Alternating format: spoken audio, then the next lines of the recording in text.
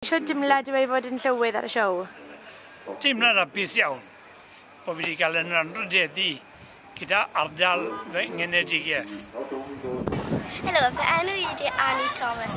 Rwy'n dod o Nantic House. Rwy'n joio gweld y cyffredin. Ro'n i yma rhyw 8 o gloch o bore yma.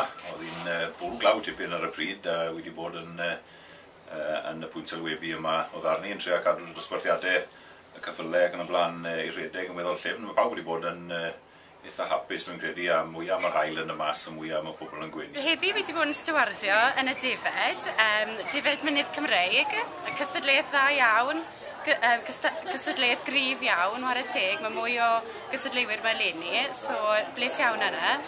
Lenni yw'r tro cyntaf mae da beef commercial yma, a mae dosbarthiadau gyda niferoedd uchel iawn wedi bod yma. A siwr wnaethoch chi? 5 mas o 8, so ni'n ddigon hapus am heddi. A faint mor bwysig yw e i gefnogi sioeau lleol? Mae'n bwysig iawn i gefnogi sioeau lleol. Mae diwrnodau fel hyn yn gyfle i bawb i gymdeithasu a chael diwrnod bant bach o'r gwaith gydre. Mae'r safon yn uchel iawn, mae'r safon llawn mor uchel, fydd yn y sioe frenhinol, mae'n siŵr gen i, siŵr rai o rai enillodd fan hyn yn ennill ac yn ddigol am fyny hefyd.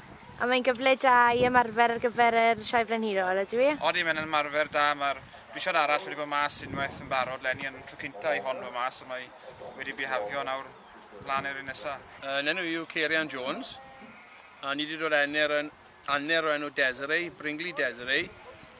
Bryno ni wedi blwyddyn a hanner lo nawr yn Carlisle. Mae wedi ennill